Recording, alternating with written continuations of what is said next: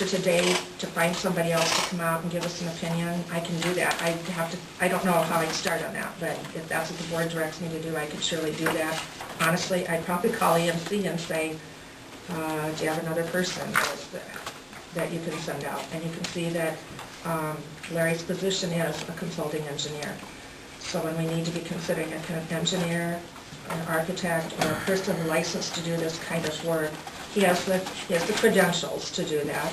And then the guy that we had come out to look at the bleachers also has those credentials to be able to do that work. And I believe that Troy has an engineering degree. But I know that he's a licensed, has a license for the capacity of what we need to have him do. I have no ties to Racer Riser. I mean, his name simply came because I could not find a company that would do that kind of work on that large a scale. Is that right? That's right. I gotta go for a minute. Anyway, can I get in on this? Is it raining? When you talk about option 4, What's going on? Is it raining? and build a wood structure, that all inclusive there is $36. The wood structure and, Bring the bleachers. There's 2 of them in the car. okay. And then the school would be putting a new concrete pad under all of that. That would be the school's expense, would be that concrete pad. As I told you earlier, Barb, I got Earl Stone up here. And Earl told me that our present bleachers are good. And he said all he would like to have people do, are you ready for this? This is you.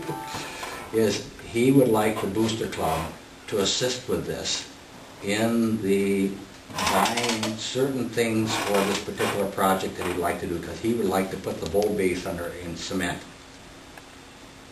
And he said basically it would cost less, he said less than 30, and then he said less than 27 for the whole thing to be set on. And he said if the Booster Club would take care of a little bit of this, like the tubes he's going to buy, or the re-rod, or something along that line, he would cut down the cost even more. And he said that when he put that back together, and he said he would like some people out of the Booster Club to come up with Rust-Oleum paint and go through the whole thing. And he said if you put it back that way and then have it repaired with the 4-foot siding and the things that of course we talked about, was like bringing it up to date, it would be there longer than anybody in this room, and he mentioned board members, would live. And knowing Earl, you have to know him.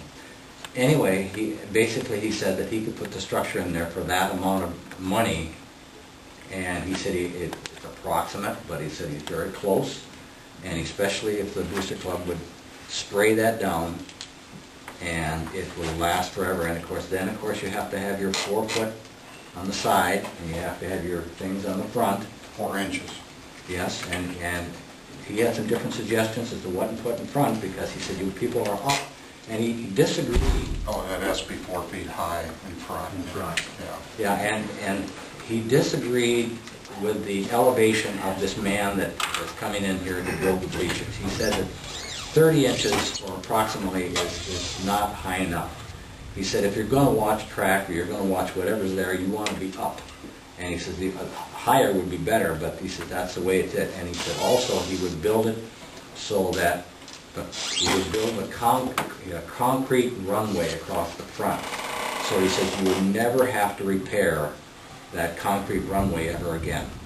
He says at least in everybody's lifetime. And he says doing that would, in his ideas, would be much cheaper. And he said you'd have it there forever. So after listening to Earl, he has different ideas as to what has to be grandfathered in and what doesn't.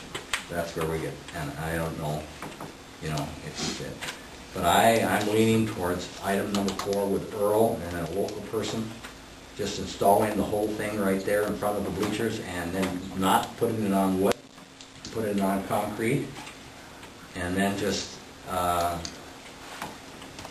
it's there, it's done. Well, I understand. I'm going to talk kind of from first-hand experience. I'm running an ambulance, and I've hauled 3 people that fell out of or through them bleachers. And they have to be updated. And I think safety should be our utmost concern right now. And the way they are right now with the gaps and they're not safe.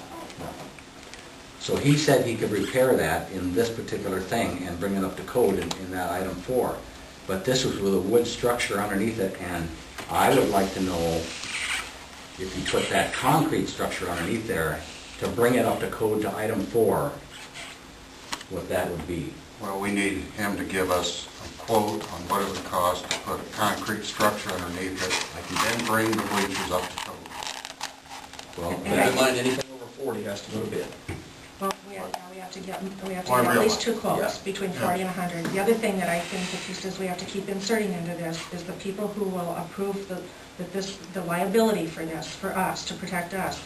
That insurance company person has to work with someone like him. I'm reading from a section that says under alterations and repairs, part of code 401.4, alterations or repairs to any tiered seating shall conform with the requirements of the standard for new construction. A licensed professional engineer, registered architect, or a company that's qualified to provide bleacher products and services.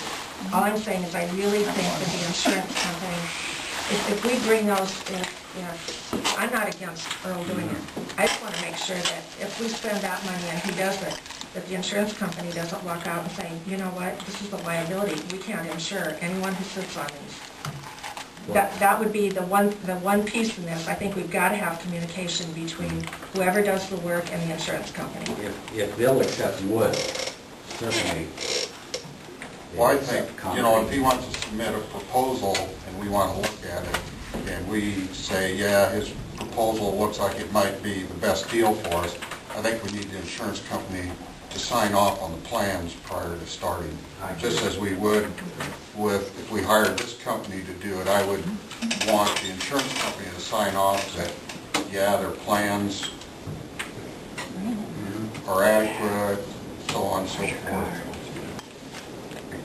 And then if we really have fun building a thing down by the 100-yard last, then we can put in a slab down there. But you see, when you take a look at this, Earl says that he'll put the slab underneath that.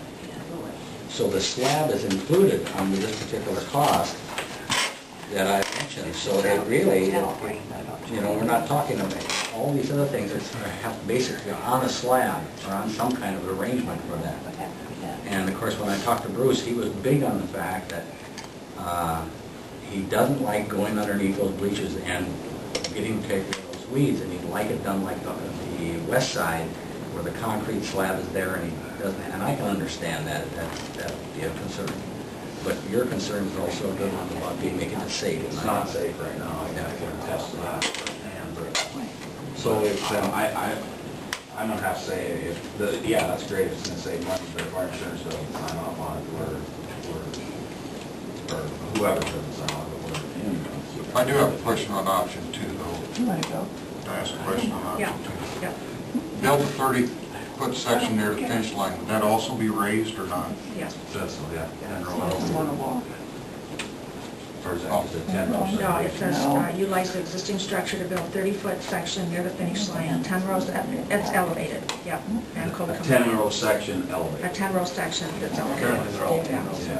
Yeah, kind of what's standard about any of this, it's 10 rows and everything would be elevated. Right. So, yeah.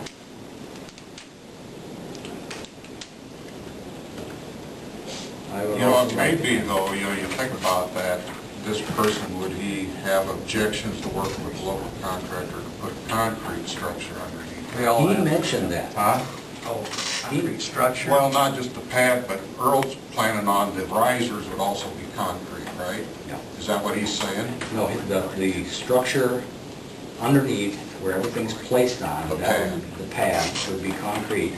The walkway in front would be concrete, but everything else is back to the school as to taking care of that, because he said as long as they put it back in there and you'll have it fastened down right there. And now you've got... Well, he's just saying he'll put a concrete pads down. He's not saying he's gonna build something elevated to put the bleachers on. Oh, yeah, the whole thing. They're gonna have, that's why I talked about the 48-inch tubes. He figures that he'd like about 75 or 80 tubes blocked by the booster cub.